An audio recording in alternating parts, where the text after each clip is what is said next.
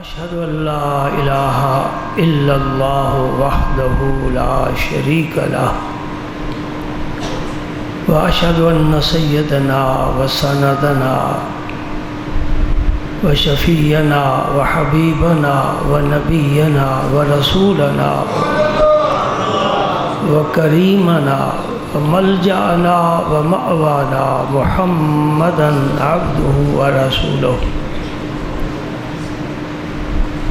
الذي أرسله الله بالحق بشيرا ونذيرا وداعيا إلى الله بإذنه وسراجا منيرا أشهد أنه صلى الله تعالى عليه وسلم بلغ الرسالة ونصح الأمة وكشف الغمة وجلى الظلمة وجاهد في سبيل الله وعبد ربه حتى أتاه اليقين اللهم صل على سيدنا محمد وعلى آل سيدنا محمد وبارك وسلم اللهم صل وسلم على رسولك الكريم وآله الطاهرين رب اغفر وارحم وأنت خير الراحمين أما بعد فأعوذ بالله من الشيطان الرجيم بسم الله الرحمن الرحيم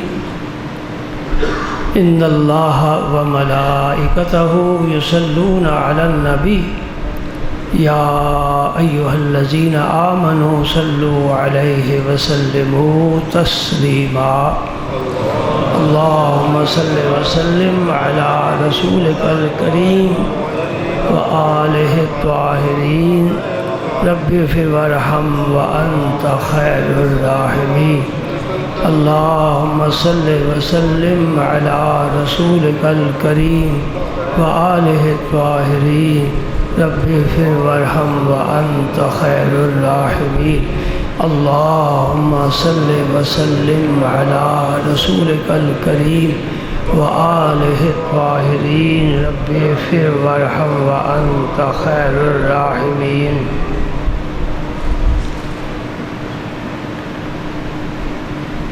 عن أبي هريرة رضي الله تعالى عنه قال رسول الله صلى الله عليه وسلم إذا كان أول ليلة من شهر رمضان صفدت الشياطين ومردت الجن وغلقت أبواب النار فلم يفتح منها باب وفتحت أبواب الجنة فلم يغلق منها باب وينادي مناد يا باغي الخير أقبل يا باغي الشر أكثر ولله عتقاء من النار وذلك كل ليلة. ابھی جو الفاظ آپ نے سنے ہیں یہ حدیث پاک حضرت سیدنا ابو ہریرہ رضی اللہ تعالیٰ عنہ نے روایت فرمائی ہے، اور حدیث کی کتابوں میں سے مسند امام احمد اور ترمذی میں یہ حدیث پاک موجود ہے. رمضان کی فضیلت حضور نے بیان فرمائی. رمضان کی فضیلت الگ ہے، روزے کی فضیلت الگ ہے، لیلۃ القدر کی فضیلت الگ ہے، نماز تراویح کی فضیلت الگ ہے، اور کسی بندہ مومن کا روزہ افطار کرانا اس کی فضیلت الگ ہے. یہ ساری فضیلتیں ایک مجلس میں تو بیان نہیں ہو سکتی. یہ جو حدیث میں نے پیش کی ہے میں کوشش کروں گا کہ اس حدیث کو کما حقو میں بیان کر سکوں. حضرت سیدنا ابو ہریرہ فرماتے ہیں کہ رسول کریم صلی اللہ علیہ وسلم نے فرمایا، دیکھیں نا علماء نے ہمیں حضور کے کتنا قریب کر دیا ہے. یہ صحابہ کا ہم پر احسان ہے کہ انہوں نے حضور سے جو سنا مجلس شریف میں، آپ سے جو علمی روحانی فیض پایا اس کو اپنے سینوں میں بند نہیں رکھا بلکہ اپنے شاگردوں تک پہنچایا. اور وہ ہے تابعین۔ تابعین نے بھی مختلف علاقوں میں جا کر حضور کا پیغام تبع تابعین کو پہنچایا۔ اس طرح یہ سلسلہ روز اول سے چلتا چلتا ہم تک پہنچا۔ اب علماء کی یہ ذمہ داری ہے کہ ان کے پاس جو علم ہے اس کو عام کریں، لیکن وہ عام فضاؤں میں نہیں کیا جا سکتا۔ اس علم کو حاصل کرنے والے شوق والے لوگ ہونے چاہیے جو اس علم کو حاصل کریں کہ حضور نے آج سے 1400 سال کون سے موتی تقسیم فرمائے تھے۔ اور علماء کو بڑے افسوس سے یہ کہنا پڑتا ہے کہ ہم تو مائل و کرم ہیں، کوئی سائل نہیں۔ ہم تو بتانے کے لیے تیار ہیں، کوئی کان سننے کا شوق نہیں رکھتا۔ آپ اس بات کی یقیناً گواہی دیں گے۔ بڑے اجتماعات ہوتے ہیں درس قرآن کے حوالے سے، درس حدیث کے حوالے سے، یا کسی موضوع پر۔ آج معراج شریف کا پروگرام ہے، آج میلاد شریف کا پروگرام ہے، تو مجھے آپ بتائیں کتنے لوگ ہیں جو ذوق شوق سے جاتے ہیں۔ یہ اللہ تعالیٰ ہر ایک کو ذوق بھی نہیں عطا فرماتا۔ اور یہ ایک نئی بات ہوگی آپ کے لیے کہ جس امام کے ہم مقلد ہیں، یعنی امام اعظم رحمۃ اللہ علیہ، ان کا اسم مبارک بھی اکثر لوگوں کو معلوم نہیں ہے۔ یہی یاد ہے کہ امام اعظم ہے، نام ہی پتہ نہیں ہے، اور یہ بھی نہیں پتہ کہ انہوں نے ہم پر احسان کیا کیا ہے، یہ بھی نہیں پتہ۔ سبحان اللہ۔ امام اعظم نے جن علماء سے علم حاصل کیا ان میں صحابہ کرام بھی ہیں۔ ہاں، یہ ضمناً بات آ گئی اور بہت ضروری ہے۔ 4 ہیں امام فقہ کے، امام اعظم ابو حنیفہ جن کے ہم مقلد ہیں، دوسرے امام مالک ہیں، تیسرے امام شافعی ہیں، اور چوتھے امام احمد بن حنبل ہیں۔ یہ باتیں یاد رکھنے والی ہیں۔ ہر مسجد میں یہ باتیں نہیں بتائی جاتی۔ یہ اللہ تعالیٰ کا فضل اور کرم سمجھو کہ تمہیں یہ سننے کے لیے باتیں مل رہی ہیں۔ اب میں نیچے سے ترتیب آپ کو بتاتا ہوں۔ سب سے آخری امام احمد بن حنبل ہے۔ یہ شاگرد ہیں امام شافعی کے۔ امام شافعی شاگرد ہیں امام مالک کے، اور امام شافعی شاگرد ہیں امام محمد کے، اور امام محمد شاگرد ہیں امام اعظم کے۔ اس لیے ہمارے امام کو امام اعظم کہتے ہیں کہ سارے امام ان کے علم سے خوشہ چین ہیں، سب نے ان سے استفادہ کیا ہے۔ ایک وجہ، دوسری وجہ، کوئی 3 اماموں میں سے کوئی ایک امام بھی صحابہ کے دور میں نہیں پیدا ہوا۔ امام اعظم صحابہ کے دور میں پیدا ہوئے، یعنی سن 80 ہجری میں پیدا ہوئے، اور 101 تک آخری صحابی موجود تھا، ان کا نام تھا ابو طفیل۔ ان کا وصال ہوا ہے سن 101 ہجری میں۔ تو اس طرح امام اعظم کو گویا 21 سال صحابہ کا زمانہ ملا ہے، اور بہت سے صحابہ سے ملاقات ہوئی ہے، اور بہت سے صحابہ سے علم حاصل کیا ہے۔ اس لیے ہمارا امام اعظم بن گیا۔ سمجھنے والی بات ہے۔ اور سن 80 میں پیدا ہوئے، سن 150 ہجری میں وصال ہوا، اور میرے رب کا کرم دیکھو، سن 150 ہجری میں امام اعظم دنیا سے جا رہے ہیں، امام شافعی دنیا میں آ رہے ہیں۔ رب نے زمانے کو کسی امام سے خالی نہیں چھوڑا۔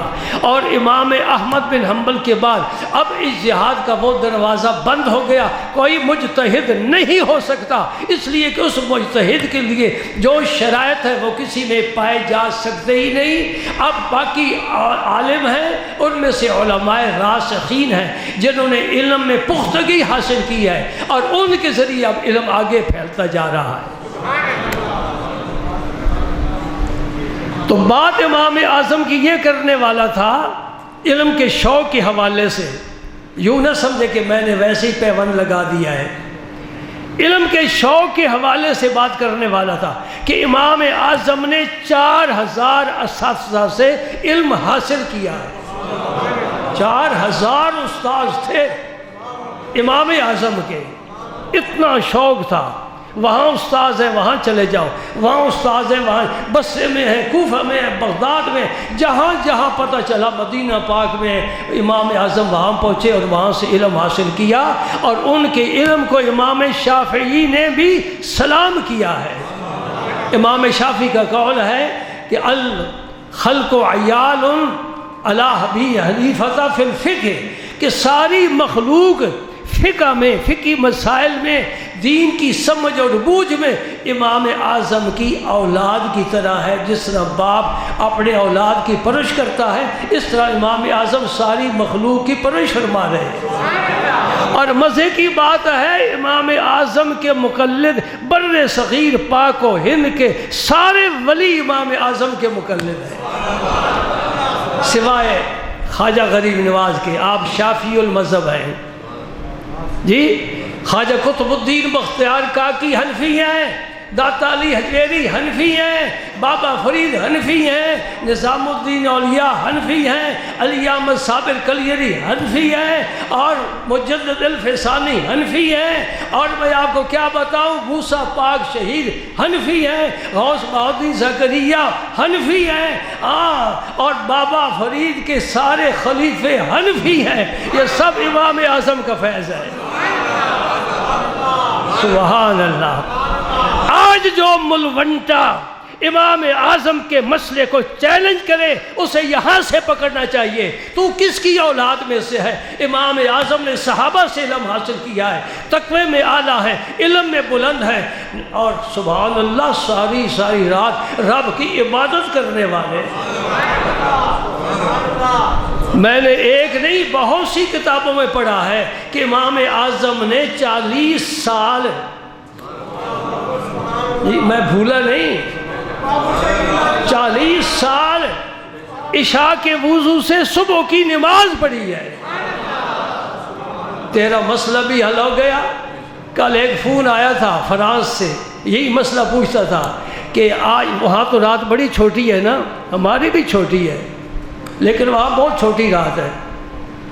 وہ کہتے ہیں سو نہیں سکتے تو تہجد کے نفل کیسے پڑھیں؟ بہت سے لوگ کے ذہنوں میں یہ خیال ہوتا ہے کہ تہجد کے لیے سونا ضروری ہے۔ کوئی ضروری نہیں۔ جب رات کا تیسرا حصہ شروع ہو جائے، اللہ توفیق دے، مصلی بچھا اور اللہ کے حضور سجدہ کر۔ یہ تیرا سجدہ قیامت کے دن انشاءاللہ تیرے بہت کام آئے گا۔ اس لیے میں یہ کہہ رہا ہوں کہ بایزید بستامی فرماتے ہیں، سبحان اللہ سبحان اللہ، کب فرمایا؟ جب دنیا چھوڑ کر چلے گئے۔ اور پتہ ہے پھر کچھ لوگ تو کان لگا کر ادھر بھی بیٹھے ہوتے ہیں نا، یہاں تو فون پر رابطے ہو جاتے ہیں، امریکہ بھی ہو جاتا ہے، جاپان بھی ہو جاتا ہے، چائنا بھی ہو جاتا ہے، ہر جگہ بڑے بڑے دور ملکوں میں ہو جاتے ہیں۔ لیکن کچھ لوگ ایسے ہیں جو عالم غیب میں بھی فون کر کے خبریں لیتے رہتے ہیں۔ انہوں نے بتایا ہے کہ حضور بایزید بستامی نے فرمایا، بھائی جو کچھ زندگی میں کہا، یعنی طریقت کے مسائل بیان کیے، تصوف بیان کیا، روحانیت تقسیم کی، جو کچھ بھی کہا کوئی کام نہیں آیا۔ کام آئی ہے تو 2 رکعتیں جو تہجد کی پڑھا کرتے تھے، 2 رکعتیں ویسے کہہ دی نا عاجزی کے ساتھ، یعنی کام آیا تو رات کا جاگنا کام آیا۔ میں ایسا اپنے بچے کو صبح بھی سنا رہا تھا، عطار ہو، رومی ہو، غزالی ہو کہ رازی ہو، کچھ ہاتھ نہیں آتا بے آہ سحرگاہی۔ یہ جتنے بڑے نام ہیں، انہوں نے جو کچھ پایا ہے سحری کے وقت رب کو رو کر منا کر پایا ہے، اور اس وقت رب کی رحمت پہلے آسمان پر آ جائے۔ جب سحری کے لیے آج کل بیدار ہوتے ہو، کتنا اچھا ہے، رمضان میں عادت بنا لو، ہمیشہ چلتی رہے، اور قیامت کے دن مجھے دعائیں دو گے، بھائی اچھا راستہ بتایا تھا۔ میرے لیے بھی دعا کرو، اللہ تعالیٰ مجھے استقامت نصیب فرمائے۔ میں سب کے لیے دعا کرتا ہوں، اللہ پاک اپنے دروازے پر جھکنے کی توفیق عطا فرمائے۔ وہ ایک سجدہ جسے تو گراں سمجھتا ہے، 1000 سجدوں سے دیتا ہے آدمی کو نجات۔ اللہ کا دروازہ جس نے ڈھونڈ لیا اور اسے راز مل گیا کہ جو ہے یہاں ہے، وہ سب سے مستغنی ہو گیا۔ اسے نہیں پتا وزیر اعظم کون ہے تو وزیر اعلیٰ کون ہے، صدر کون ہے تو اس کا مشیر وزیر کون ہے، وہ سارے جہان سے مستغنی ہو گیا۔ بھائی باتیں کام کی ہے نا آپ کے؟ حدیث میرے ذہن میں ہے، ابھی رمضان تو چلتا رہے گا، حدیث کا بھی ذکر ہو جائے گا۔ یہ لاہور آپ کا، اس لاہور میں گڑی شاہو سے، اسٹیشن سے گڑی شاہو، اس سے آگے چلے جاؤ، بہت بڑا مزار آپ کو ملے گا۔ میرا خیال میں کم از کم 1 ایکڑ میں فصیل ہے، ایک درویش کا مزار ہے۔ کس کا؟ میاں میر صاحب کا دربار ہے، میاں میر کا۔ ان کا معتقد تھا شہزادہ دارا شکو، بہت عقیدت رکھتا تھا، اور اس نے شہزادے نے آپ کے متعلق کچھ کتابیں بھی لکھی ہیں، پڑھنے سے تعلق رکھتی ہیں۔ آپ نا شہر سے باہر جنگل ہوتا تھا، آبادی بہت کم تھی، وہاں بیٹھے اپنے مریدوں کے ساتھ، تو مستی کے عالم میں شاہی قلعے سے بادشاہ کی سواری برآمد ہوئی۔ سن رہے ہیں نا؟ بادشاہ، اور بڑی شان و شوکت والے ہوتے تھے۔ وزیر جو ساتھ تھا اس نے دیکھ لیا میاں صاحب تشریف فرما ہے۔ پرانے لوگ بادشاہ بڑے ہی عقیدت مند ہوتے تھے بزرگوں کے۔ اے محمود غزنوی کی تاریخ پڑھو، اس نے سومنات فتح کیا ہے ابو الحسن خلقانی کی دعا سے۔ شہاب الدین غوری کی تاریخ پڑھ لو، اس کو حضور خواجہ غریب نواز نے ہندوستان پر حملہ کرنے کے لیے بلایا ہے خواب میں، کہا بڑا موقع آ، اور جب اس نے حملہ کیا ہندوستان فتح ہو گیا۔ اس نے کہا یہاں کوئی بزرگ ہیں، لوگوں نے بتایا ہے جی، کہا مجھے زیارت کراؤ۔ جب زیارت کر چکا، کہنا ہمیاس یہی وہ بزرگ ہیں جو خواب میں مجھے کہہ رہے ہیں، اور ہمارے بزرگوں نے خوابوں میں ملک کے ملک فتح کیے ہیں، تو بسترے اٹھا کر یوں ہی گھومتا پھرتا ہے۔ آج دن تک کشمیر فتح نہیں ہو سکا، کتنی جانیں ضائع کرا دی۔ ہاں، سینے میں کچھ ہونا چاہیے۔ لوٹے اٹھانے سے کام نہیں بنتا، کسی کامل کی نگاہ میں آ کر کام کر۔ تجھے کہیں جانے کی ضرورت نہیں ہے، گھر بیٹھے تیرے سینے کا نور دلوں کے تالے کھول دے گا انشاءاللہ۔ یہ میرا پسندیدہ موضوع ہے، میں اسی طرف آ گیا ہوں۔ حدیث آئندہ جمعے صحیح ہے نا؟ اللہ اکبر۔ میرے جذبی کتاب ہے، بجلی بھی نہیں لا سکی، سبحان اللہ۔ میاں میر صاحب رہے، وزیر آگے بڑھا، میاں صاحب کو خبردار کرو، میاں صاحب اٹھو، بادشاہ آ رہا ہے، احترام تعظیم بجا لاؤ۔ میاں صاحب بیٹھے تھے، بیٹھے رہے۔ ہاں سن لو علامہ اقبال کیا کہتا ہے۔ بھائی میں بڑا خوش ہوتا ہوں آپ میری باتیں سننے کے لیے، حالانکہ مجھے بات کرنے کا ڈھنگ نہیں آتا کیسے بات کریں، لیکن بس باتیں کر جاتا ہوں۔ خلوص ہے، خلوص، ہاں جی خلوص ہے۔ اقبال کیا کہتا ہے؟ دو عالم سے کرتی ہے بیگانہ دل کو، عجب چیز ہے لذت آشنائی۔ دلوں میں اترا کہ نہیں اترا؟ دو عالم سے بیگانہ کرتی ہے دل کو، دونوں جہانوں کی پرواہ نہیں ہے، دنیا ملے نہ ملے، بلکہ عاشق تو کہتے آخرت کی بھی پرواہ نہیں ہے۔ یہ عاشقوں کا مذہب ہے، صوفیوں کا نہیں۔ یہ تو سجدے ہی آخرت کے لیے کرتے ہیں، یا اللہ آخرت میں تو بہتر بنا دے۔ دو عالم سے کرتی ہے بیگانہ دل کو، عجب چیز ہے لذت آشنائی۔ وزیر بار بار کہہ رہا ہے، سواری قریب آ گئی، میاں صاحب جیسے بیٹھے سے ٹانگیں پھیلا کے بیٹھے ہیں، مستی کا عالم ہے، لو پتنی کہاں لگائی ہے، کیا راز و نیاز کی باتیں ہو رہی ہیں۔ سواری قریب آ گئی، بادشاہ سواری سے اترا، اب تو اٹھنا چاہیے نا، اور پورے ہند کا مالک ہے، سیاہ و سفید کا مالک ہے، تاج و تخت کا مالک ہے، خزانے اس کے، فوج سپاہ اس کی، ایک ابرو کا اشارہ کرے کچھ کا کچھ ہو جائے۔ میاں صاحب ٹانگیں پھیلا کر بیٹھے، اٹھنے کا نام ہی لیتے، بادشاہ آتا ہے مصافحہ کر کے بیٹھ جاتا ہے، وزیر کہتا ہے میاں صاحب کم از کم ٹانگیں تو سمیٹو نا۔ خدا کی قسم اتنا بہترین جواب دیا ہے، اگر آج کے پیروں کو سمجھ میں آ جائے۔ میاں صاحب نے فرمایا جب سے میں نے ہاتھ سمیٹے ہیں ٹانگیں سمیٹنے کی ضرورت نہیں رہی۔ اللہ اکبر، الحمدللہ، سبحان اللہ۔ اس تمہارے فقیر کا بھی یہی مذہب ہے، ہاتھ جب سے سمیٹے ہیں دنیا جان کی پرواہ نہیں، کوئی آ جائے۔ دو وزیر تمہارے شہر کے یہاں آئے ہیں، میں نے باہر نکل کر مصافحہ نہیں کیا، کیوں؟ یہ ہاتھ جس کامل کے ہاتھ میں ہے دنیا داروں کے ہاتھ میں نہیں جا سکتا۔ سبحان اللہ، سبحان اللہ، سبحان اللہ۔ دو عالم سے کرتی ہے بے گانہ دل کو، عجب چیز ہے لذت آشنائی۔ 10 منٹ باقی ہیں، حدیث پاک سن لو، بڑی مزے کی حدیث ہے۔ حضور نے فرمایا جب کہ رمضان کے مہینے کی پہلی رات ہوتی ہے نا، رات کو چاند نظر آتا ہے نا، رات پہلے دن بعد میں، وَجَعَلَ الظُّلُمَاتِ وَالنُّورَ، رب نے ظلمت کو پہلے پیدا فرمایا اور روشنی کو بعد میں پیدا فرمایا۔ ظلمت پھیلانے کے لیے کوئی آلہ تجویز نہیں ہوا، البتہ روشنی پھیلانے کے لیے بہت سے آلات تجویز ہوئے ہیں۔ ظلمت خود بخود آ جاتی ہے، آنکھیں بند کر لو اندھیرا ہو گیا، ظلمت خود بخود آ جاتی ہے۔ رات جب آتی ہے تو کوئی رات کا اندھیرا لانے کے لیے رب نے کوئی آلہ نہیں بنایا، جس طرح دن لانے کے لیے سورج کو پیدا کیا ہے۔ سورج نہ نکلے دن نہیں آتا، رات خود بخود آ جاتی ہے۔ میری بات سمجھنا، سمجھنا، میں اس دن رات کی بات نہیں کر رہا، میں اندر کے اندھیرے کی بات کر رہا ہوں۔ اندھیرا اندر خود بخود آ جاتا ہے، اس میں روشنی کرنے کے لیے کسی کامل کی ضرورت ہے۔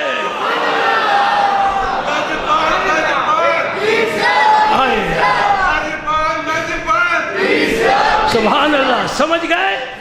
اندھیرا خود بخود آ جاتا ہے، روشنی کوئی کرنے والا کرتا ہے، اس لیے ہم دعا مانگتے، چمک تجھ سے پاتے ہیں سب پانے والے، میرا دل بھی چمکا دے چمکانے والے۔ کوئی ڈھونڈو، اگر ہاتھ کسی کے ہاتھ میں نہیں، من لا شیخ لہو فشیخہ الشیطان۔ تمام بزرگوں صوفیاء کا یہ مسلک ہے، فرماتے جس کا کوئی شیخ نہیں، پیر کامل نہیں، اس کا شیخ اور پیر شیطان ہے۔ شیطان نیکی بھی کراتا ہے، شیطان نیکی کر کے گمراہ بھی کرتا ہے، سمجھے؟ برکت حضور نے فرمایا جب رات آتی ہے نا رمضان کی، تو فرمایا صفدت الشیاطین ومردت الجن، سرکش شیطان گرفتار کر لیے جاتے ہیں۔ چلو بھائی جیل میں، یہ گرفتاری سے بچنے کے لیے ہی تو ہار پیش کیا جا رہا ہے نا۔ میری بات سمجھے کہ نہیں سمجھے؟ گرفتاری سے بچنے کے لیے، اور جو بے عزتی ہونی تھی وہ تو ہو گئی۔ کس عظیم خاندان کا تو فرد ہے، حضرت موسیٰ پاک شہید کی اولاد میں سے ہے، جن کے مرید شیخ عبدالحق محدث دہلوی ہیں۔ اندازہ کر لیں کس پائے کے ملتان میں بزرگ گئے، موسیٰ پاک شہید۔ اللہ، اس خاندان میں سے ہو کر اتنی حقیر حرکت کہ وزارت ختم ہوئی تو جاتے ہوئے ہار بھی لے کر چلا گیا۔ ہار خود تو پہنا نہیں، مرد کے لیے تو حرام ہے نا۔ گرفتاری کس کی؟ شیطانوں کی۔ یہ ضمناً بات آ گئی نا، شیطان گرفتار ہو جاتے ہیں، دوزخ کے دروازے بند ہو جاتے ہیں، اور کوئی دروازہ دوزخ کا رمضان میں نہیں کھلتا۔ جنت کے سب دروازے کھل جاتے ہیں اور کوئی دروازہ بند نہیں ہوتا۔ دوزخ کا کوئی دروازہ کھلتا نہیں، جنت کا کوئی دروازہ بند نہیں ہوتا۔ وہ بند ہو گئے، یہ کھل گئے۔ وہ کتنے ہیں؟ 8۔ 7 جنت کے دروازے 8 ہیں، دوزخ کے دروازے 7 ہیں۔ ان دروازوں میں سے ایک دروازہ، جنت کے دروازوں میں سے ایک دروازہ روزہ داروں کے لیے خاص ہے، اسے باب الریان کہتے ہیں۔ ریان کا معنی سیرابی، چونکہ روزہ دار پیاسا رہتا ہے، عرب میں گرمی زیادہ ہوتی ہے اس لیے کھانے پر پیاس کو ترجیح دی۔ روزہ دار پیاس برداشت کرتا ہے، ہونٹ خشک، حلق خشک، کس لیے؟ اللہ کی رضا کے لیے۔ اللہ نے ان کے لیے ایک الگ دروازہ بنایا ہے، باب الریان، اوپر لکھا ہوگا۔ باب فرید پڑھتے ہو نا، باب فرید، باب معین، باب کرم، دروازہ ہوگا باب الریان۔ بھائی روزے داروں تم ادھر سے آؤ۔ لیکن یہ صرف 29-30 روزے نہیں، بلکہ جو روزے رکھنے کا عادی ہو، ایام بیت کے بھی روزے رکھے، محرم کے بھی رکھے، ذوالحجہ کے بھی رکھے، جن روزوں کی فضیلت آئی ہے، جو وہ رکھنے کا شوقین ہو نا، اس کے لیے وہ دروازہ ہے۔ سبحان اللہ۔ جنت کے دروازے کھل جائیں گے، کوئی بند نہیں ہوگا، دوزخ کے دروازے بند ہو جائیں گے، کوئی کھلے گا نہیں۔ سبحان اللہ۔ وَيُنَادِي مُنَادٍ، منادی کرنے والا منادی کرے گا، فاعل کا پتہ نہیں کون منادی ہے۔ علماء کہتے ہیں فرشتہ منادی کرے گا۔ میں کہتا ہوں اگر خواہ مخواہ کوئی ذکر کرنا ہی ہے تو سیدھی بات کرو، اللہ پاک خود ہی منادی فرمائیں گے، رب کی طرف سے یہ اعلان ہوگا۔ کیا اعلان ہوگا؟ یہ الفاظ سننے کے قابل ہیں۔ یا باغی الخیر اقبل، اے خیر کو چاہنے والے آگے آ، آگے بڑھ، آگے بڑھ، خیر تلاش کر، خیر جمع کر لے۔ میں نے دوزخ کے دروازے بند کیے ہوئے ہیں، جنت کے کھلے ہیں، جتنی خیر جمع کر سکتا ہے کر لے۔ یا باغی شر اکثر، اے شر کے چاہنے والے، شر کے طلبگار، تو رک جا، باز آ جا، باز آ جا، شر نہ پھیلا، شر کے قریب بھی نہ جا، شر والی جگہ سے بھی بھاگ، شر والے لوگوں کے پاس بھی نہ بیٹھ۔ سبحان اللہ۔ اور پھر اعلان ہوتا ہے کہ اس رات کو اللہ تعالیٰ بہت زیادہ لوگوں کو دوزخ سے آزاد فرمائے گا۔ وَلِلَّهِ عُتَقَاءُ مِنَ النَّارِ، یہ رات کو اعلان ہو رہا ہے۔ رات کو اعلان ہوتا ہے کہ اللہ پاک دوزخ سے بہت سے لوگوں کو آزاد فرما کر جنت فرمائے گا۔ پھر فرمایا ذَلِكَ كُلَّ لَيْلَةٍ، یہ ایک رات کی بات نہیں، رمضان کی ہر رات میں یہ اللہ کا کرم سب بندوں کے لیے عام ہوتا ہے۔ سبحان اللہ۔ حدیث پاک کا ترجمہ میں نے آپ تک پہنچا دیا۔ اللہ کا شکر ہے کہ موقع مل گیا۔ یا باغی الخیر، یا میں ایک بات کہنا چاہتا ہوں، 3 قسم کے آدمی ہوتے ہیں۔ بعض وہ لوگ ہوتے ہیں جن میں سر سے لے کر پاؤں تک اندر باہر خیر ہی خیر، شر نام کی کوئی چیز نہیں۔ دوسرے وہ لوگ ہوتے ہیں جو سر سے لے کر پاؤں تک شر میں ڈوبے ہوتے ہیں، ان کا دیکھنا بھی شر، بولنا بھی شر، ہاتھ کی حرکت بھی شر، سوچنا بھی شر، استغفر اللہ۔ تیسرے وہ لوگ ہوتے ہیں جن میں خیر بھی کچھ ہے، کچھ شر بھی ہے، کبھی خیر غالب آ جاتا ہے، کبھی شر غالب آ جاتا ہے۔ وہ اس طرح ہی شیطان کا کھلونا بنے رہتے ہیں۔ کبھی ملہم نے الہام کیا، فرشتے نے تو نیکی کر لی، کبھی شیطان نے کہا او ظالم کی کیا کر رہا ہے، میری پارٹی کا ہو کر تو ان کا کام کرتا ہے، ادھر آ، وہ ادھر لے گیا، شر پھیلنے لگ گیا۔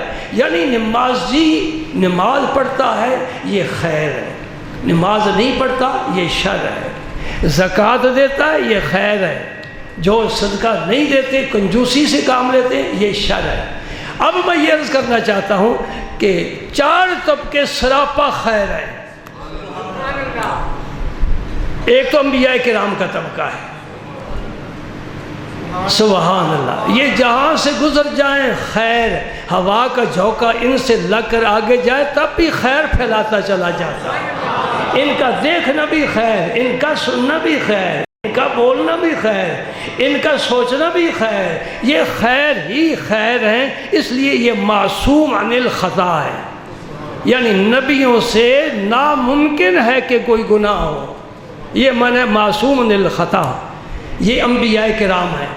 دوسرا طبقہ صدیقین، جن کے سردار ابو بکر صدیق ہیں، اس امت میں ایک صدیق نہیں، یہ ایک پورا طبقہ ہے، اور قیادت اور ترجمانی حضرت سیدنا ابو بکر صدیق فرماتے ہیں۔ ان کو حضور نے فرمایا تھا انت الصدیق، اور عائشہ صدیقہ کو تو فرمایا تھا یا بنت الصدیق، سمجھو نا، عائشہ صدیقہ کو فرمایا تھا یا بنت الصدیق، یہ نہیں فرمایا اے ابو بکر کی بیٹی، فرمایا اے صدیق کی بیٹی۔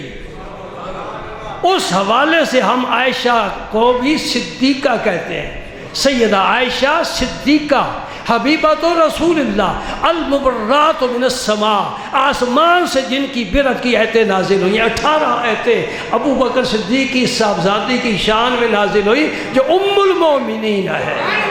اور کوئی ماں، سگی ماں کا بیٹا اپنی ماں کے متعلق کبھی گندہ ذہن نہیں رکھ سکتا، اور جو عائشہ صدیقہ کے بارے گندہ عقیدہ رکھے وہ ماں کا نہیں، باپ کا نہیں ہے،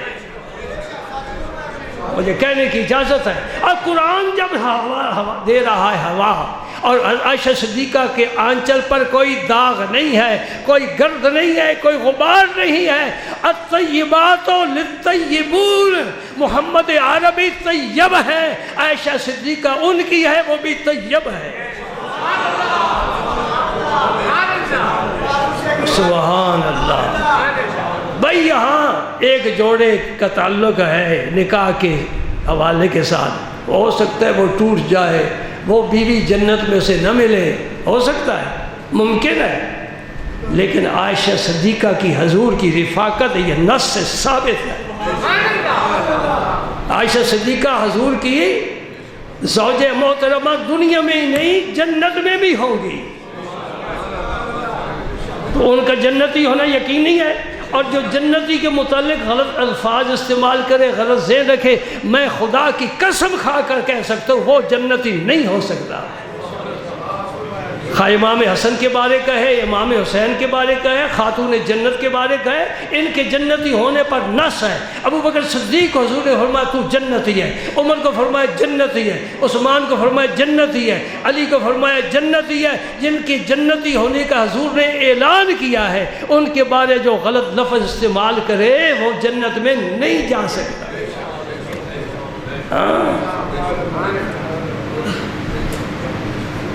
سبحان اللہ۔ اللہم صلی وسلم علی رسولک الکریم وآلہ الطاہرین رب اغفر وارحم وانت خیر الراحمین۔ انبیاء معصوم عن الخطا، خیر ہی خیر، صدیقین خیر ہی خیر، شہداء خیر ہی خیر، اور چوتھا طبقہ صالحین کا، صالحین وحسن اولئک رفیقا، یہ بھی خیر ہی خیر ہے۔ فرق یہ ہے کہ انبیاء معصوم عن الخطا ہیں، اولیاء محفوظ عن الخطا ہے۔ کیا مطلب؟ نبی سے گناہ ہونا محال ہے، اور ولی سے گناہ ہو سکتا ہے، رب ہونے نہیں دیتا۔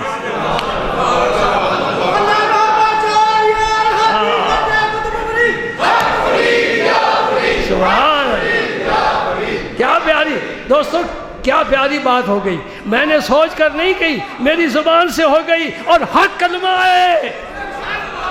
نبی سے گناہ ہو نہیں سکتا، اور ولی کو رب کرنے نہیں دیتا۔ فرق یہ ہے کہ نبی معصوم ہے اور ولی معصوم نہیں، محفوظ ہے۔ بلکہ سچ کہوں، جس طرح مچھلی پانی میں کبھی ناپاک نہیں ہو سکتی، اس طرح ولی کے دائرے میں، نگاہ میں، فیض میں آنے والا کبھی ناپاک نہیں ہو سکتا۔ یہ رب کے دوست ہے بھائی، رب کے دوست ہیں، ہم ولیوں کے ماننے والے ہیں، اس لیے کہ رب ان کا قرآن میں ذکر فرماتا ہے، الا ان اولیاء اللہ لا خوف علیہم ولا ہم یحزنون۔ میں ضمانت دے رہا ہوں کوئی خوف نہیں ہے، تو کیوں پریشان ہوتا ہے؟ سبحان اللہ، سبحان اللہ۔ حضور نے فرمایا خیرکم، اب یہاں سے جو موضوع شروع ہوتا ہے اس کا وقت نہیں ہے خیر کا. خیرکم، تم میں سے خیر والا کون ہے؟ جی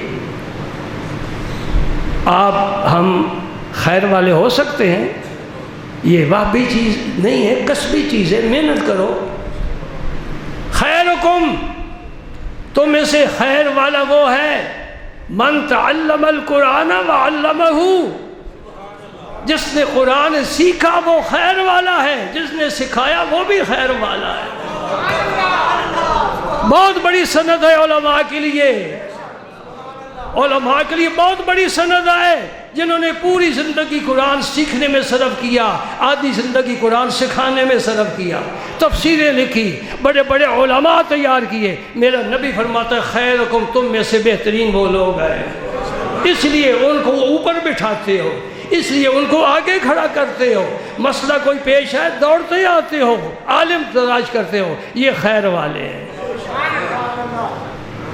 آپ کہیں گے اب ہم تو بوڑھے ہو گئے، اب بوڑھے طوطے کو کون پڑھائے، زارا بھائی کو گردانے کون یاد کرے، یہ مجرد کے باب، یہ مزیدوں کے باب، یہ ثلاثی رباعی، یہ خماسی باب کون یاد کرے، یہ قانون چا شاہ ولائے، قانون چا کھوالی، یہ قانون اور پھر تعلیلیں. کالا اصل میں کیا تھا؟ کالا کالا رسول اللہ تو ہم کہتے تھے، سن بھی لیتے. کالا اصل میں کیا تھا؟ کچھ تو تھا، پھر کون سا قانون لگا، کیسے کالا بن گیا. یہ کس کا صیغہ ہے؟ جی ماضی کا، اور مجہول کا یہ کیلا ہے، اور کالا سے کیلا کیسے بن گیا. یہ باتیں ہم مولوی کرتے رہتے ہیں، اور یہی باتیں تمہارے کام آتی ہیں، سمجھے نا، یہ تمہارے کام آتی ہیں. جٹی دودھ رکھتی رہتی ہے، گھی آپ کے کام آتا ہے. سبحان اللہ، اللہ اکبر، اللہ اکبر، اللہ اکبر. آسان بات سمجھائے دیتے ہیں میرے پاک نبی. فرمایا خیر الناس، تمام لوگوں میں سے بہتر کون ہے؟ من ینفع الناس، جو لوگوں کو نفع پہنچائے. جی اس کے لیے تو علم کی بھی کوئی ضرورت نہیں ہے نا. مثال کے طور پر میرے نبی نے بڑی ہم پر کرم نوازی فرمائی. ایک آدمی نے لوٹا پانی کا بھرا ہے، ڈول بھرا ہے، حدیث میں ڈول کے الفاظ آتے ہیں جن کا معنی ڈول ہے، ڈول بھرا ہے. ایک اور آ گیا ڈول بھرنے کے لیے، تو نے اپنا ڈول اس کے ڈول میں انڈیل دیا. فرمایا یہ بھی صدقہ ہے. لیکن ہم ایسا کرتے نہیں ہیں. میدان عرفات میں نے لوٹا بھرنا تھا، نہ بھر سکا. حاجی جو آتا اوپر رکھ کر بھر کر چلا جاتا. میں نے کہا بھئی حج کا تو نے کیا ہے، اب میں کیا کروں. حج کا معنی ایثار، دوسرے کو ترجیح دو، اس کی خدمت کرو. جس کی خدمت کرو گے وہ کوئی ایسا بھی ہو سکتا ہے کہ جس کا دل خوش ہو، زبان سے دعا نکل جائے تیرے دونوں جہان سنور جائے. ایسا بھی کوئی ہو سکتا ہے. ہاں یہ پھٹے پرانے کپڑے دیکھ کر نظر یوں نہ پھیر، ہو سکتا ہے اسی میں کوئی قیمتی موتی ہو. پھٹے پرانے کپڑے والے یہ بڑے قیمتی لوگ ہوتے ہیں، جن کے الجھے ہوئے بال ہوتے ہیں، بڑے قیمتی لوگ ہوتے ہیں. اور اگر تاریخ کی طرف واپس جاؤں نا، آج سے 800-900 سال خواجہ غریب نواز جب باغ میں، اپنے باغ میں باغ کی رکھوالی کے لیے وہاں کام کر رہے تھے، تو ایک مجذوب آیا تھا، وہ بھی اسی قسم کا تھا. بال الجھے ہوئے ہیں، کپڑے پھٹے ہوئے ہیں، ایک تھیلا ہاتھ میں ہے. آ کر باغ میں بیٹھ گیا. خواجہ غریب نواز کو ترس آیا اور آپ نے خوش انگوروں کا توڑ کر پیش کیا. درویش نے کھایا، اس کا دل خوش ہو گیا. باغ باغ، دل باغ باغ ہو گیا. اس نے اپنے توبرے میں ہاتھ ڈالا، ایک چھوٹا سا ٹکڑا نکالا، وہ بڑا سخت تھا. اس کو چبایا، چبا کر نرم کیا اور نرم کر کے خواجہ غریب نواز کو دیا. کسی کو کیا پتا تھا کہ یہ ہند کا سلطان بننے والا ہے. ہائے ہائے، میرے رب کی تقدیریں اور میرے رب کی تحریریں پڑھو، تمہیں لطف آ جائے گا. او ہو، ایک ٹکڑا چبا کر خواجہ، کسی کا چبایا ہوا کون کھاتا ہے؟ یہ اللہ کا کرم ہو رہا تھا. یہ سید زادہ تھا، حسنی حسینی سید، سچا سید. وہ جب اس مجذوب نے دیا تو خواجہ غریب نواز نے وہ لے کر کراہت نہیں کی، وہ لے کر اپنے منہ میں ڈال لیا، چبایا، معدے میں گیا، جہان جگر ہو گیا، دنیا بدل گئی، باغ فروخت کر کے سارا مال روپیہ غریبوں مسکینوں میں تقسیم کر دیا، اور پھر پیر کی تلاش میں چلتے چلتے بغداد پہنچے، وہاں خواجہ عثمان ہارونی سے ملاقات ہو گئی۔ خواجہ غریب نواز پھر لے کر مکہ مکرمہ گئے، مدینہ منورہ گئے، وہاں پیش کیا، غیب سے آواز آئی، ہم نے معین الدین کو قبول کیا۔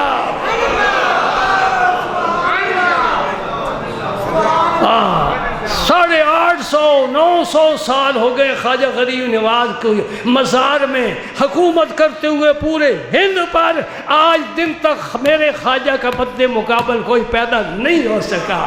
جتنی جماعتیں ہیں، جتنی تنظیمیں ہیں، مذہبی روحانی بڑے بڑے بینر ہیں، بڑا ڈھنڈورا ہے، بڑا شور ہے، میں دعوے سے کہتا ہوں خواجہ غریب نواز کے غلام جیسا ہی کوئی آدمی تیار کر کے دکھاؤ۔